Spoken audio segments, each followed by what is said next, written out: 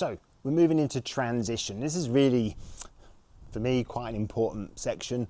I think most golfers tend to get this wrong, and there'll be a faults and fixes at the end of this section, or at the end of the videos, or common faults. So transition is important, and what you got to remember, because the golf swing is a dynamic motion, it's an athletic movement, you're going to be going in two directions at the same time. So what I mean by that is as you're coiling up, so as I'm coiling up to my backswing here, my lower body is already starting to go into movement.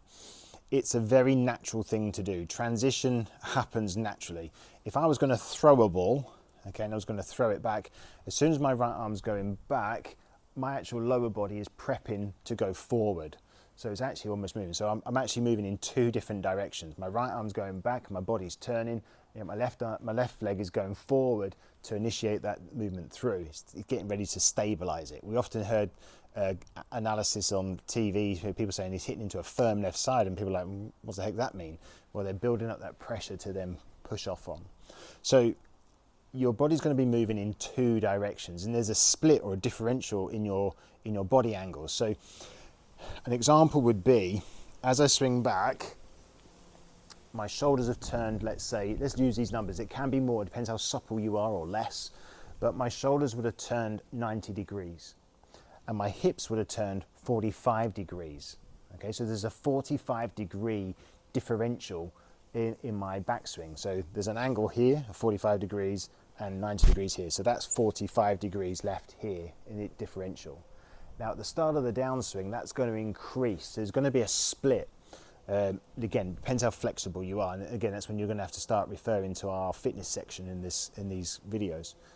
So at some point here, my hips are going to start turning while my upper body stays relatively closed. That's the start of transition. So that's going to increase. So let's use numbers.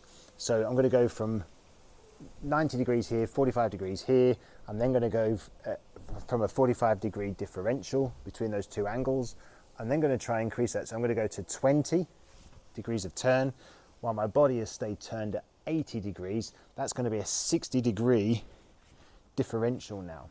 Okay, this is going to create torque, speed, power, okay, whatever you want to call it. So it's very important you understand that your body is moving in two different directions as you're swinging down. Simplest way is if you was throwing a ball, I'm moving, my hips are turning while my back stays turned to then push through. Okay, so your body's moving in two sections as you're swinging back. So it's important you understand that. Okay. So getting to the nitty gritty again. So we're going to put ourselves into my backswing position. So I'm up from here, and what happens from here? At this point here now, there's going to be a sensation now of me moving force, okay, or that shear force or horizontal force. I'm going to be moving to my left-hand side. So there's that slight lateral movement. I'm going to be putting pressure, or feeling as though I'm putting more weight down into my left leg. I'm pushing that weight into there, and that's the feeling I'm going to get. I'm going to feel that split in my shoulder turn, my back staying turned longer. I'm going to feel as though I'm putting pressure down. Now there might be a feeling that you might have a sense of the left shoulder coming down a fraction, rather than, we see a lot of golfers, they have this tendency in transition to go up too early, or they'll come over with the right shoulder too early. There's going to be a sensation of almost gliding towards the target, or actually slightly off to the right of the target with the body. You're going to feel as though you're slightly putting pressure into the ball of my foot here, is what I'm going to feel. It's going to go from the right heel to the ball of the left foot, and that split second here is huge. And that's transition. That's all that movement is here. Once I've got to here, then I can move into follow through. Okay, so I'm building and storing all that energy here to then be able to turn through. All right, so that's all that is. That's all that is transition. That's the second part.